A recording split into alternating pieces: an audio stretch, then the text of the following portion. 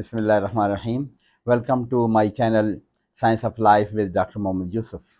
Today I am going to discuss the control of secretion of insulin, regulation of secretion of insulin. But before that, one ayah from Holy Quran, A'udhu Billahi Minash Shaitanir Rajim, Bismillahir Rahmanir Rahim. وَأَوْفُوا الْكَيْلَ إِذَا كِلْتُمْ وَزِنُوا بِالْقِسْطَاسِ الْمُسْتَقِيمِ ذَلِكَ خَيْرٌ وَأَحْسَنُ تَأْوِيلًا. ये सूरह बनी Israel की या सूरह अल इसरा की आयत number 35 है. ट्रांसलेशन, वाउफुल कैला इज़ा किल्तुम, जब नापने लगो तो भरपूर पैमाने से नापो, यानी दूसरे को जब उसका हक देने लगो तो भरपूर तरीके से दिया करो. और वज़िनु बिल मुस्तकीम, और सीधी तराजू से तोला करो, यानी कमी बेशी नहीं करनी बिल्कुल. एंड ज़ालिका खैरुन व अहसनु तअवीला, अंजाम के लिहाज से ये बहुत ही अच्छा है. ये सिर्फ तिजारत के लिए नहीं है, ये हर काम के लिए. इसका वाउफुल कैला इज़ा किल्तुम के दूसरे को जब उसका हक देने लगो तो पूरा दो. लेक्चर देना है, दूसरे को पढ़ाना है, दूसरे को सिखाना है, वो भी फुल तरीके से अपने मैक्सिमम एफर्ट से उसका हक अदा किया जाए, या किसी भी मामले में जिसका हक अदा किया जाए पूरा. और तिजारत में तो ये आयत पूरी तरह लागू है कि तोलने का निज़ाम और ये सीधी तराजू से तोला करो. ये अल्लाह पाक हमें समझ अमल की तौफीक अता फरमाए. तो we will talk about the regulation of secretion of growth hormone, insulin. We should know what are the stimulating factors and what are the inhibitory factors for insulin. Most important stimulating factors. These I am going to list first all the stimulating factors which will increase the insulin secretion. Hyperglycemia is the most important stimulus for the insulin secretion, or rather it is the main regulator of the insulin secretion. Hyperglycemia. Then there is increased amino acid level, that also affects insulin, that also stimulates insulin. There are several GIT hormones which can influence, which can increase the production of insulin. For example, gastrin, the hormone, secretin, cholecystokinin, CCK, all these are the GIT hormones. They can increase इनकी अहमियत हम देखेंगे, importance हम देखेंगे, but they can increase. Gastric inhibitory polypeptide, that. So these are the GIT hormones which can increase. Then there are some other hormones. For example, glucagon, growth hormone, cortisol. We have talked about the growth hormone and cortisol in previous lectures. They can also increase directly or indirectly, but they do increase the insulin production. Growth hormone and cortisol we have seen. Glucagon, the next hormone, we are going to discuss the function of it in probably next lecture. That also increases. Then the autonomic nervous system, especially the parasympathetic stimulation, acetylcholine, that also stimulates the production of insulin. And this I have written again in red. That was in red. These are the two main stimuli, and this is again red. I have written beta adrenergic stimulation. This is the parasympathetic acetylcholine that stimulates. Sympathetic beta adrenergic stimulation, sympathetic stimulation can also increase the production of insulin. And then the factors which decrease the insulin secretion, we are just listing them. That is the hypoglycemia. Hyperglycemia was the stimulus, and hypoglycemia will be inhibitory factor. And fasting, खाना खाने के बाद insulin increase करती है, fasting should reduce it, so fasting also reduces it. And the somatostatin, that hormone which is affects opposite to growth hormone, that is somatostatin. That is a hormone produced from the delta cells of the pancreas as well. That is the hormone produced from the hypothalamus. What is that? The growth hormone, inhibitory hormone, that is also known as somatostatin. So somatostatin from anywhere, that is inhibitory for the insulin secretion. And beta adrenergic stimulation was the stimulus. Alpha adrenergic receptor stimulation by the sympathetic is inhibitory for the insulin secretion. So this is the list. So interplay play of all these factors is responsible for the overall control of insulin secretion. Now, hyperglycemia we are going to talk about in detail. Hyperglycemia, the most powerful stimulus I have seen, I've said several times. At fasting blood glucose level is about 80 milligram per deciliter. You know, the normal blood glucose level ranges between 80 to 120 milligram per deciliter. Fasting level is near 80 milligram per deciliter. Insulin secretion should be at its minimum. This is the minimum normal level of blood glucose, 80 milligram per deciliter. Insulin secretion should be at its minimum, and that is about 25 nanogram per minute per kg body weight. That is the level of secretion during fasting conditions. Fasting blood glucose level पे 25 nanograms per minute per kg of the body weight. When the blood glucose level increases, it will stimulate. It is the stimulus, and it will cause the more production of insulin.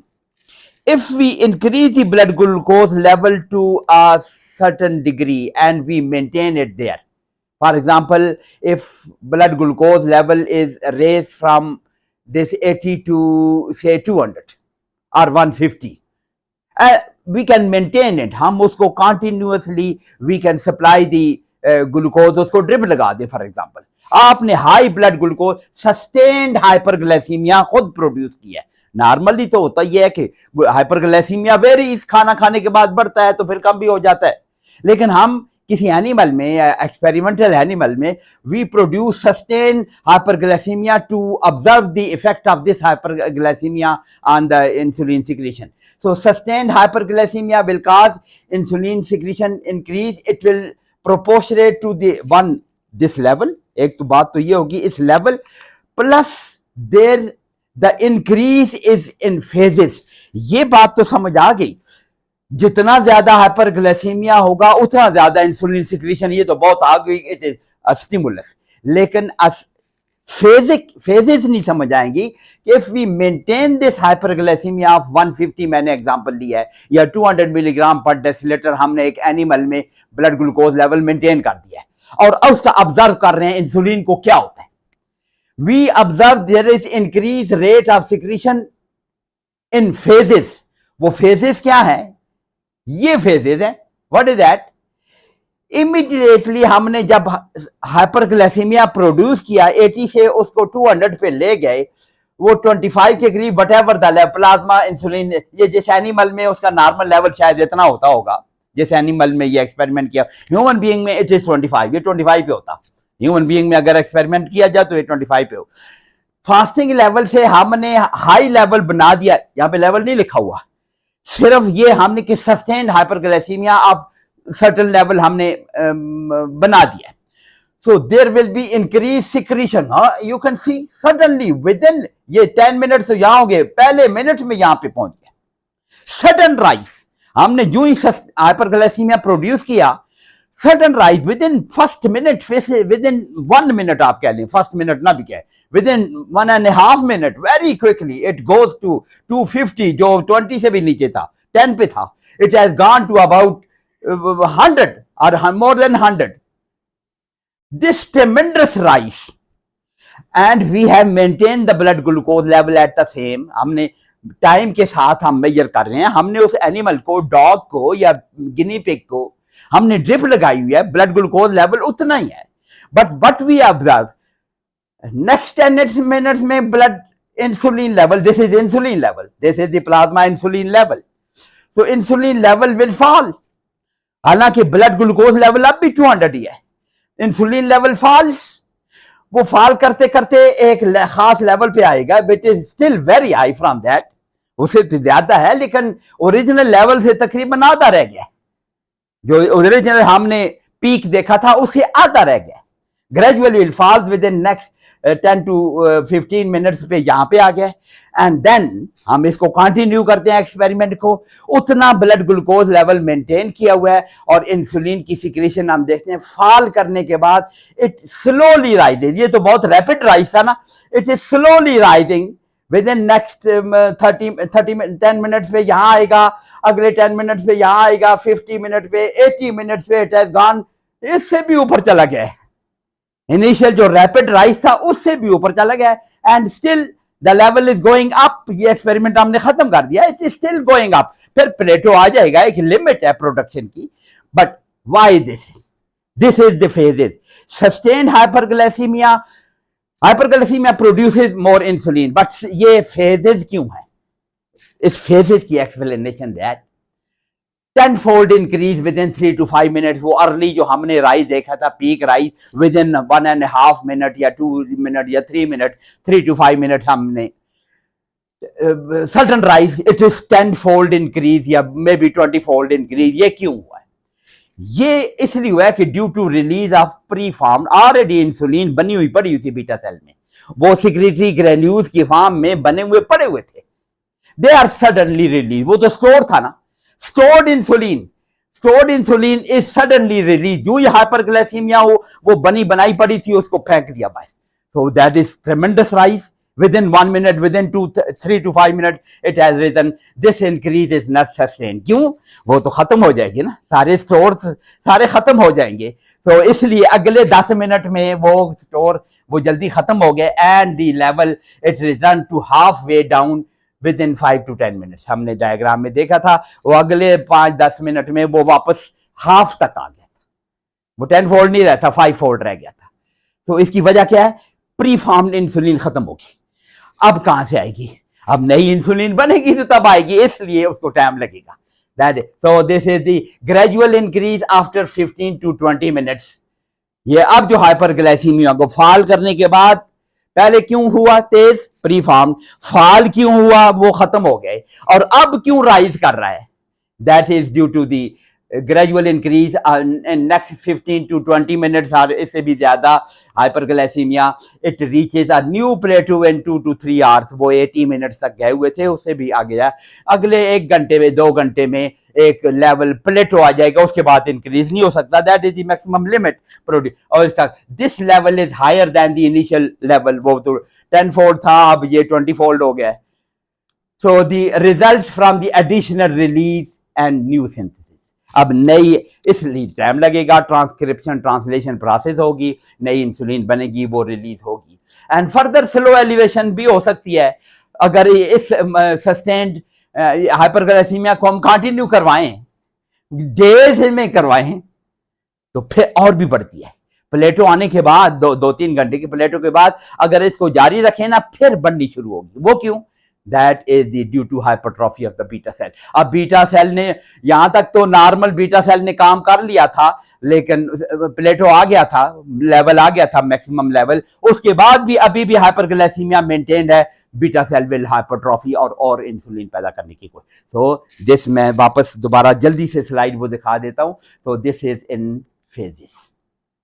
Sustained hyperglycaemia में ये phases में होता है. Now feedback regulation तो हमने discuss किया है. Blood glucose level ज्यादा होगा, इंसुलिन विल बी ज्यादा होगा, इंसुलिन विल बी प्रोड्यूस, अपना काम करेगी, इसको वापस करेगी.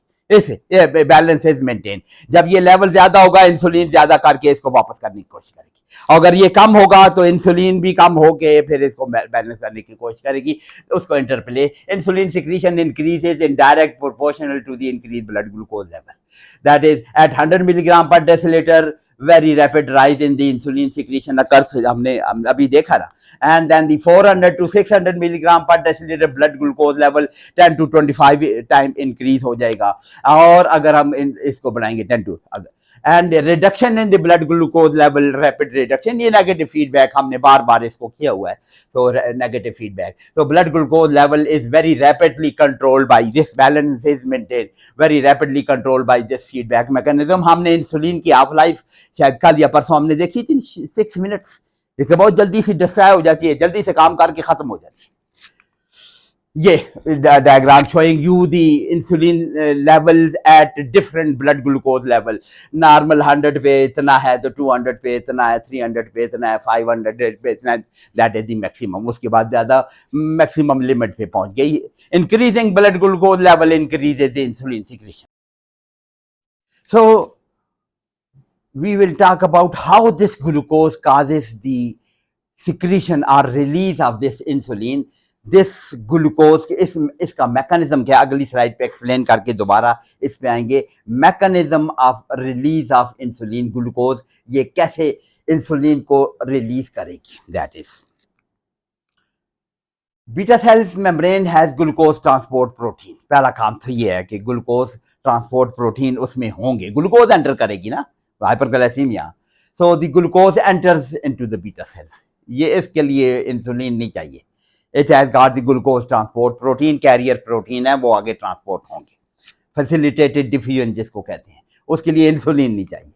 Now glucose 6 phosphate is form, ये तो ग्लूकोज के साथ हर सेल में होता है, लिवर में भी हमने देखा था, glucose 6 phosphate is form in the beta cells as well.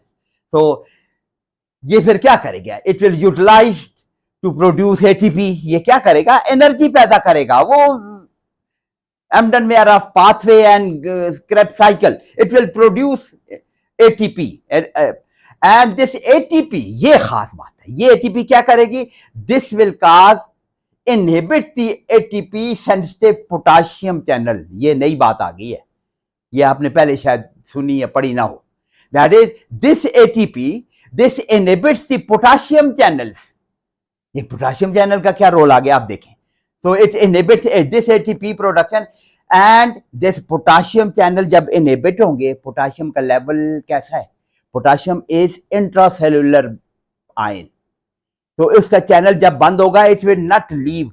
Normally potassium बाहर लीक कर रही होती है, दो लीकेज, वो चैनल ब्लॉक हो जाएंगे, तो क्या मतलब, potassium will remain inside the cell, it means it will produce positivity inside the cell, which is known as the depolarization.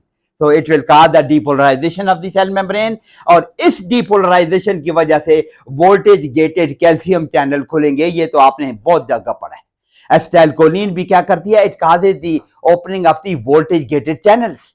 Voltage gated channel खुलते हैं तो कैल्शियम दाखिल होती है। एसिटाइलकोलिन कैसे एट दी न्यूरोमस्कुलर जंक्शन में दाखिल होती है, नर्व इंपल्स आता है, डीपोलराइजेशन आती है, it open the voltage gated channel for the calcium, और कैल्शियम एंटर करके this causes the release of acetylcholine. अब यहाँ पे रिलीज ऑफ, उसको यहाँ पे अप्लाई कर लें, release of insulin. So voltage gated calcium channel will open and calcium enters into the beta cell, or they will combine with the secretory granules, और उसको फिर it will cause the release of this insulin, exocytosis जिसको कहते हैं। ये amino acid भी लिख दिया है, अमाइनो एसिड भी ऐसे ही करते हैं।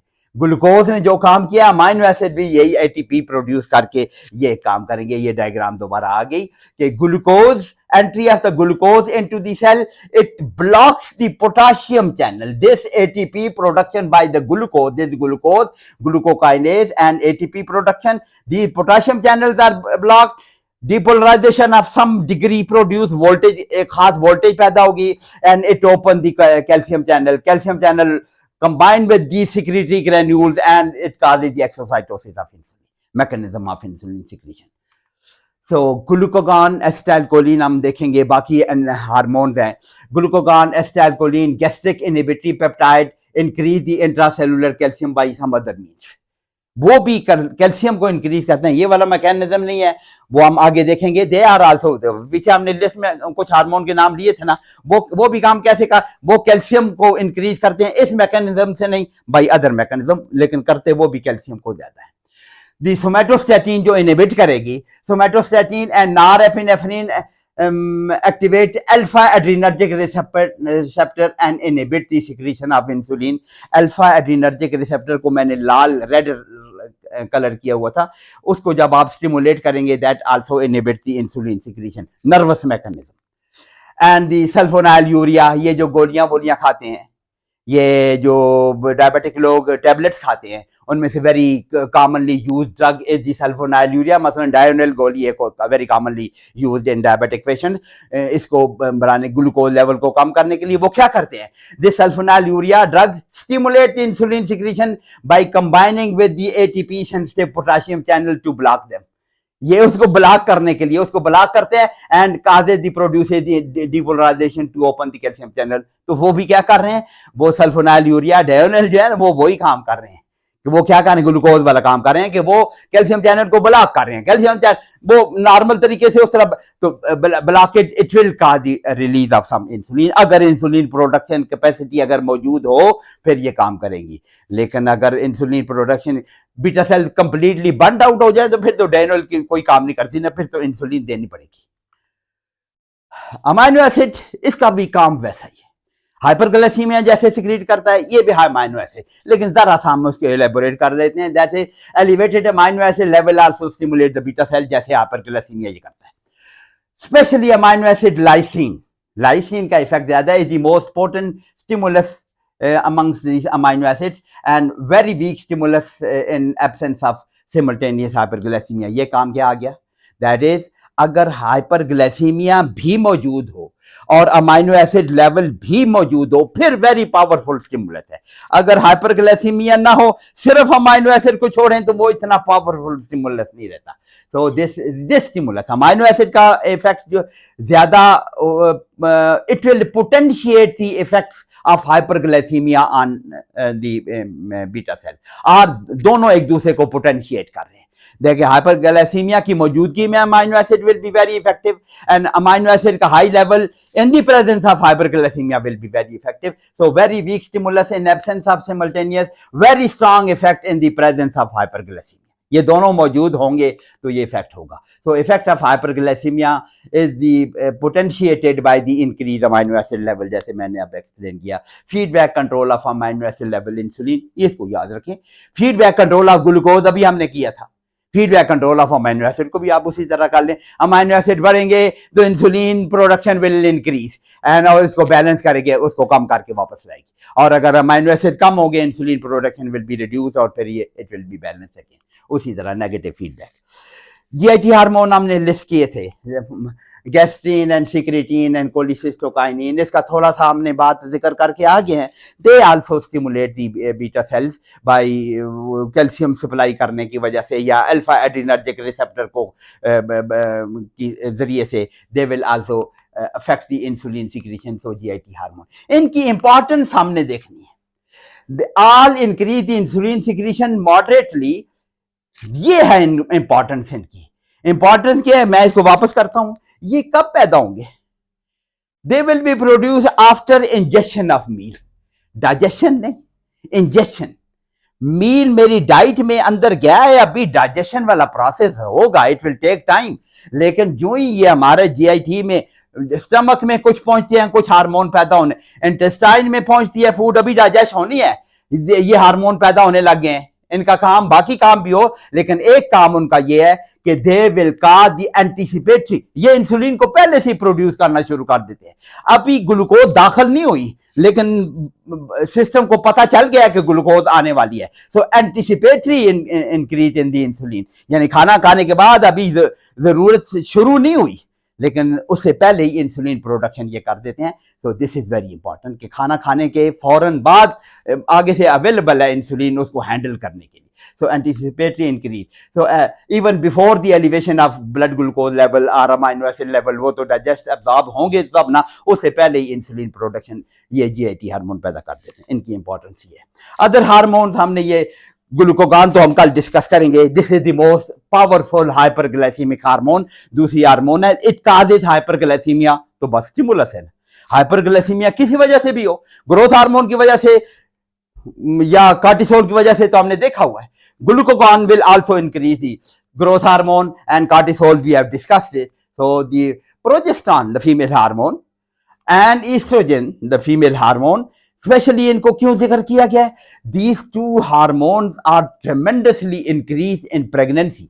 प्रेगनेंसी जब आप पढ़ेंगे या आपने पता होगा, प्लेसेंटा से पैदा होती हैं oestrogen and progesterone and they can increase the insulin production, they can overburden the beta cells and some time diabetes जिनको नहीं होती प्रेगनेंसी में उनको डायबिटीज हो जाती है क्योंकि ये हार्मोन ज्यादा होते हैं तो वो इंसुलिन बीटा सेल को ओवर स्टिमुलेट कर सकते हैं। So these other hormones, they are also responsible. All of these elevate the blood glucose level and stimulate the insulin secretion. ये हमने देखा हुआ है। ग्लूकोगान को कल हम और देख लेंगे। इतनी बात तो पता है, ग्लूकोगान is the most powerful hyperglycemic hormone in our body. सबसे ज्यादा ग्लूकोज को लेवल को बढ़ाने वाली जो हार्मोन है वो ग्लूकोगान है। तो ग्लूकोज कोई भी hyperglycemic factor हो that will stimulate the beta cells. So uncontrolled over secretion of any of these hormones will cause diabetes mellitus. हमने कार्टिसोल के साथ डायबिटोजेनिक इफेक्ट और ग्रोथ हार्मोन के साथ डायबिटोजेनिक इफेक्ट और burning out of the beta cells की बात की हुई है. All these can lead to the actual diabetes mellitus अगर इनको कंट्रोल ना किया जाए तो burning out of the beta cells में कर में आदि डायबिटीज mellitus. ना आखिरी एक दो स्लाइड ऑटोनॉमिक नर्वस सिस्टम उसका acetylcholine parasympathetic causes the increased secretion acetylcholine causes and beta adrenergic stimulation also increase this in ये दो पैरासिम्पैथेटिक तो डायरेक्टली वो एसिटाइलकोलिन ही प्रोड्यूस करने वाली हार्मोन है, वो भी स्टिमुलेंट है, और सिंपैथेटिक सिस्टम का जो बीटा एड्रीनर्जिक पार्ट है दैट विल उसकी स्टिमुलेशन होगी तो there will be more production, और अल्फा एड्रीनर्जिक का अपोजिट इफेक्ट है. अब आखिरी स्लाइड ये है कि स्विच ओवर बिटवीन, इस स्लाइड को आप पक्का एक हिफज कर ले, that is switching between the carbohydrate fat metabolism.